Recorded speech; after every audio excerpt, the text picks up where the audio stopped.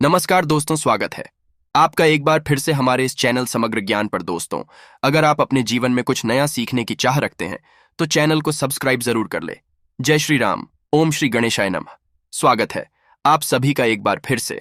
दोस्तों, इस बार 19 सितंबर 2023 को करीब 250 वर्षों बाद एक अद्भुत और शुभ संयोग बनने जा रहा है, क्योंकि इस दिन साल की सबसे बड़ी चतुर्थी गणेश चतुर्थी पड़ने जा रही है।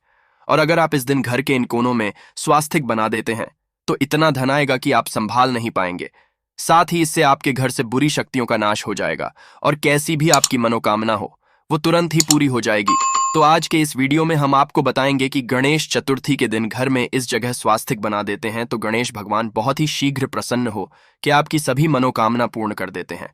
तो जानेंगे स्वास्तिक से जुड़ा वो कौन सा उपाय और कौन सी पूजा विधि है जिससे गणेश भगवान खुश होकर गणेश चतुर्थी पर आपकी सभी मनोकामनाएं पूर्ण कर देंगे। और दोस्तों, यदि आप भी अपने जीवन में गणेश की कृपा पाना चाहते हैं तो इस वीडियो को लाइक करके कमेंट में ओम श्री गणेशाय नमः लिखना ना भूलें। दोस्तों, किसी भी शुभ काम के पहले या किसी भी नई चीज के इस्तेमाल से पहले उसमें कुमकुम, सिंदूर या हल्दी का स्वास्तिक बनाने की प्रथा सदियों से चली आ रही है। ऐसा समझा जाता है कि यह घर में खुशहाली लाने का एक आसान तरीका है। स्वास्थ्य को मंगल ग्रह का प्रतीक समझा जाता है, इसी वजह से इससे घर में ऊर्जा आकर्षित होती है और जिस स्थान पर यह शुभ चिन्ह बनाया जाता है वह अपने आप ही ऊर्जा से भरपूर हो जाता है। हिंदू धर्म में इसे एक पवित्र प्रतीक समझा जाता है जो सौभाग्य, समृद्धि और स्वास्थ्य से जुड़ा होता है। इसे किसी भी शुभ कार्य से पहले बनाने के पीछे के कई ज्योतिष लाभ है और इसका महत्व भी है। यदि हम ज्योतिष की माने तो स्वास्थ्य का चिन्ह शुरू, भाग्य, समृद्धि और सकारात्मक ऊर्जा का प्रतीक है। ऐसा समझा जाता है कि किसी भी शुभ कार्य को शुरू करने से पहले इस चिन्ह को बनाना सौभाग्य और अनुकूल परिणामों को आमंत्रित करता है। दोस्तों, घर का जो मुख्य द्वार होता है वह शास्त्रों में इतना ज्यादा महत्वपूर्ण और खास बताया गया है कि वहीं से केवल सकारात्मक और नकारात्मक ऊर्जा घर में प्रवेश कर सकती है। काफी लोग इस बारे में नहीं जानते हैं कि जितनी भी नकारात्मक ऊर्जाएं होती या फिर सकारात्मक ऊर्जा एवं कुलदेवी, कुलदेवता हो, पितृ हो, जितनी भी चीजें होती हैं, जितनी भी अदृश्य शक्तियां होती हैं, वह केवल घर के मुख्य दरवाजे से ही घर में प्रवेश कर सकती है। परंतु काफी लोगों के घरों में ऐसा होता है कि इतनी नकारात्मक ऊर्जाएं वास करने लग जाती हैं कि उनका अपने खुद के घर में मन नहीं लगता है और बिल्कुल ऐसा मन करता है कि घर से बिल्कुल किसी भी तरह से बाहर निकला जाए।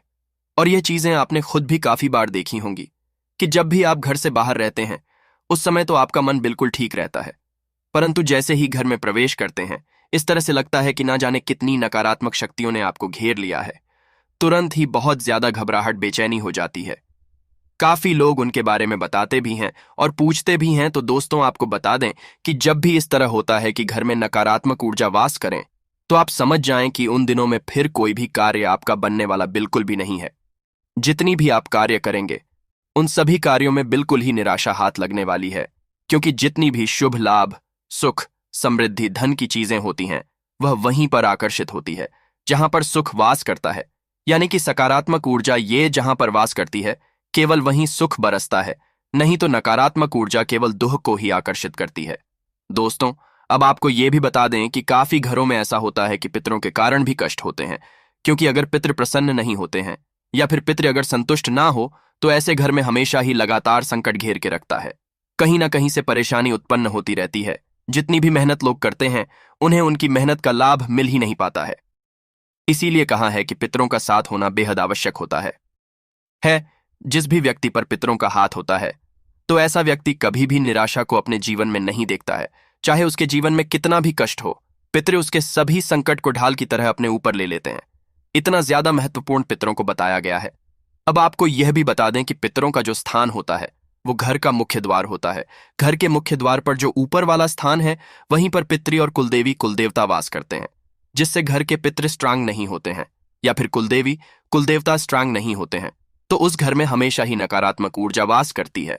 और जहां पर नकारात्मक ऊर्जाएं निवास करती हैं वहां पर घर के सभी लोगों में आपस में इस तरह से लड़ाई होती है, इस तरह से युद्ध होता है कि जैसे पता नहीं कितने बड़े दुश्मन हो। तो आपको यह भी बता दें, यह चीजें केवल नकारात्मक ऊर्जाओं के कारण होती है। अगर घर में सकारात्मक ऊर्जा आए हो तो वहां के सभी लोग समझदार हो जाते हैं, शांत हो जाते हैं, संतुष्ट हो जाते हैं। परंतु अगर नकारात्मक ऊर्जा किसी घर में वास करती हो तो वहां पर बीमारी होना, हमेशा ही तनाव बना रहना, चिंता बनी रहनी, धन की समस्याएं होना, कर्ज बढ़ जाना, शत्रु का घेर लेना, इस तरह की सभी नकारात्मक ऊर्जा ये होने लग जाती है। तो सबसे पहले आप इस चीज को ये समझे कि आपके घर का जो मुख्य दरवाजा है, जो घर का मुख्य द्वार है, उस पर हमेशा ही हर महीने एक स्वास्तिक बनाना है और उसे हर महीने चार्ज भी करना है। काफी लोग तो ऐसे होते हैं कि साल में कभी 5 साल में एक बार स्वास्तिक बनाकर उसे कई सालों के लिए फिर भूल जाते हैं, और जबकि इस बात पर ध्यान ही नहीं देते हैं कि घर का मुख्य द्वार सबसे ज्यादा मुख्य है, तभी तो उसे मुख्य कहा जाता है। तो आप इस बात का ध्यान रखिए कि स्वास्तिक को हर महीने आपको रिचार्ज करना है। स्वास्तिक के ही ज्यादा लाभ होते हैं, और इसकी जितनी भी डंडियां होती हैं, जो इसके लेग्स होते हैं, इसमें जो स्पेस होता है, वह सभी चीजें तंत्र को दर्शाते हैं। स्वास्तिक एक तरह से यंत्र होता है जो सुख को आकर्षित करता है, यानी कि आपके जीवन में सुख, समृद्धि, धन, यश, वैभव सभी चीजों को आकर्षित के लिए यह एक यंत्र होता है। इस बात का भी ध्यान रखा करें कि अगर आपके घर में धन की समस्याएं हैं तो केवल हल्दी से ही स्वास्तिक को बनाना है, और अगर आपके घर में बच्चे आपका कहना नहीं मानते हैं, धन की समस्याएं भी होती रहती हैं, तब आपको अष्टगंध का इस्तेमाल करना है, या सिंदूर में चंदन मिलाकर भी स्वास्तिक घर के मुख्य द्वार पर बनाया जा सकता है। इससे बहुत ही ज्यादा लाभ मिलते हैं। ये गुप्त विधि है कि सिंदूर में चंदन मिलाकर ही स्वास्तिक को बनाना है। इससे पितृ प्रसन्न होते हैं, कुलदेवी का कुल देवताओं का साथ बना रहता है, और उस घर में नकारात्मक ऊर्जा ये बिल्कुल भी प्रवेश नहीं कर पाती है। जिस घर में हर महीने स्वास्तिक चार्ज भी होता रहता है, तो वहां पर नकारात्मक ऊर्जा प्रवेश नहीं करती। अब दूसरी चीज आपको यह ध्यान रखनी है कि घर का जो मुखिया है और घर के मुखिया की जो डेट ऑन ऑफ बर्थ है, उसी का भाग्य अंक निकालकर आपको अपने घर के मुख्य द्वार पर अंदर की ओर लिख लेना है। और भी आप घर से बाहर निकलते हैं या फिर बाहर से घर में आते हैं, तो बस उस अंक को रोजाना आप छूना शुरू करें। बस इतना करने मात्र से ही कुछ अंक से लाभ इतने ज्यादा जीवन में बढ़ जाते हैं कि जैसे अगर आपके जीवन में धन की समस्याएं, कर्ज की समस्याएं या फिर शत्रुओं ने आपको घेर के रखा है, तो अपने भाग्य अंक को रोज छूने मात्र से ही उस अंक से आपको इतनी शक्तियां हासिल होती हैं कि जो के कष्ट है वो आपके समाप्त हो जाते हैं। तो आपको यह भी बता दे कि अगर आप दूसरों के लिए, चाहे कोई आपका शत्रु भी हो, उनके लिए भी अच्छा सोचते हैं, केवल अच्छा ही बोलते हैं, सबको केवल यही कहते हैं कि कल्याण हो, सबको आशीर्वाद देते हैं, तो बस ये आप समझ ले कि सकारात्मक ऊर्जा ने घेरा बनाकर आपको घेर लिया है, और कोई भी कष्ट, कोई भी परेशानी आपके जीवन में बिल्कुल भी नहीं आ सकती है। और ये बात बिल्कुल तंत्र से सिद्ध। और अगर आप इस चीज को करके जब भी आपको कोई बुरा बोले, बस अपने मन से आपको किसी के लिए बुरा नहीं बोलना है, बुरा नहीं सोचना है, कुछ भी गलत या नकारात्मक आपको अपने मन में नहीं लेकर आना है। बस केवल इतना 4 दिन आप खुद करके देखें। 5वें दिन आप खुद समझ जाएंगे कि कितनी ज्यादा बड़ी बात इस वीडियो में आपको पता चल गई है। क्योंकि जैसे ही आपका भला सोचने लगेंगे, कल्याण सोचने लगेंगे, किसी के बारे में बुरा नहीं बोलेंगे, किसी को गलत नहीं कहेंगे, और ना ही किसी के बारे में गलत करने की सोचेंगे, तो बस उसी समय से सकारात्मक ऊर्जा सेवक की तरह आपके कार्य करती है। जो भी आप चाहते हैं वह आपको लाकर देती है, और किसी न किसी रूप से आपको यह भी संकेत देती है कि हम आपके आसपास हैं। इस बारे में और भी ज्यादा विस्तार से जानेंगे, ये कि किस तरह सकारात्मक ऊर्जा संकेत देती है, किस तरह उनसे बात की जा सकती है, और किस तरह से वह स्वप्न में भी आती है। क्योंकि जैसा कि आप जानते हैं कि नकारात्मक ऊर्जा घबराहट देखकर, परेशानी, कष्ट देकर दर्शाती है कि नकारात्मक ऊर्जा आपके आसपास घूम रही है, उसी तरह से सकारात्मक ऊर्जा भी संकेत देती है, बल्कि नकारात्मक ऊर्जा से ज्यादा स्ट्रांग संकेत देती है, जो बड़ी आसानी से समझ भी आ जाती है। दोस्तों आइए अब आपको गणेश चतुर्थी की व्रत कथा सुनाते हैं, जिससे सच्चे दिल और साफ मन से सुनने मात्र से आपकी हर इच्छा पूरी हो जाएगी। पहली कथा पौराणिक एवं प्रचलित श्री गणेश कथा के अनुसार, एक बार देवता कई विपदाओं में घिरे थे। तब वह मदद मांगने भगवान शिव के पास आए। उस समय शिव के साथ कार्तिकेय तथा गणेश जी भी बैठे थे। देवताओं की बात सुनकर शिव जी ने कार्तिकेय जी से पूछा कि तुम में से कौन देवताओं के कष्टों का निवारण कर सकता है। तब कार्तिकेय एवं गणेश जी दोनों ने ही स्वयं को इस कार्य के लिए सक्षम बताया। इस पर भगवान शिव ने दोनों की परीक्षा लेते हुए कहा कि तुम दोनों में से जो सबसे पहले पृथ्वी की परिक्रमा करके आएगा, वही देवताओं की मदद करने जाएगा। भगवान शिव के मुख से यह वचन सुनते ही कार्तिकेय अपने वाहन मोड़ पर बैठकर पृथ्वी की परिक्रमा के लिए गए। परंतु गणेश जी सोच में पड़ गए कि वह चूहे के ऊपर चढ़ हटकर सारी पृथ्वी की परिक्रमा करेंगे, तो इस कार्य में उन्हें बहुत समय लग जाएगा। तभी उन्हें एक उपाय सूझा। गणेश अपने स्थान से उठे और अपने माता पिता की 7 बार परिक्रमा करके वापस बैठ गए। परिक्रमा करके लौटने पर कार्तिकेय स्वयं को विजेता बताने लगे। तब शिव जी ने श्री गणेश से पृथ्वी की परिक्रमा न करने का कारण पूछा।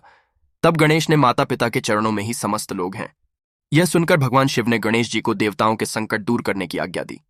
इस तरह भगवान शिव ने गणेश जी को आशीर्वाद दिया कि चतुर्थी के दिन जो तुम्हारा पूजन करेगा और रात्रि में चंद्रमा को अर्घ्य देगा, उसके तीनों ताप यानी दैहिक ताप, दैविक ताप तथा भौतिक ताप दूर होंगे। इस व्रत को करने से व्रतधारी के सभी तरह के दुख दूर होंगे और उसे के भौतिक सुखों की प्राप्ति होगी। चारों तरफ से मनुष्य की सुख समृद्धि बढ़ेगी। पुत्र पौत्रादि धन ऐश्वर्य की कमी नहीं रहेंगी। गणेश चतुर्थी व्रत की दूसरी कथा एक समय की बात है। राजा हरिश्चंद्र के राज्य में एक कुम्हार था। वो मिट्टी के बर्तन बनाता, परंतु वे कच्चे रह जाते थे। एक पुजारी की सलाह पर उसने इस समस्या को दूर करने के लिए एक छोटे बालक को मिट्टी के बर्तनों के साथ में डाल दिया। उस दिन संकष्टी चतुर्थी का दिन था। उस बच्चे की मां अपने बेटे के लिए परेशान थी। उसने गणेश जी से बेटे की कुशलता की प्रार्थना की। दूसरे दिन जब कुम्हार ने सुबह उठकर देखा तो में उसके बर्तन तो पक गए थे। इसके बाद राजा ने उस बच्चे और उसकी मां को बुलाया तो मां ने सभी तरह के विघ्न को दूर करने वाली संकष्टी चतुर्थी का वर्णन किया। इस घटना के बाद से महिलाएं संतान और परिवार के भाग्य के लिए संकट चौथ का व्रत करने लगी। तो दोस्तों, उम्मीद करते हैं आज की वीडियो से आपको लाभ जरूर होगा। आज के लिए बस इतना ही। तो दोस्तों, आपको ये जानकारी कैसी लगी हमें कमेंट में जरूर बताएं और अपना राशि जरूर लिखना, ताकि आने वाले समय में आपको आपके राशि के अनुसार उपाय बता सकें। वीडियो को लाइक करें और अपने दोस्तों के साथ भी शेयर करें और कमेंट में जय गजानंद महाराज लिखना भूलें।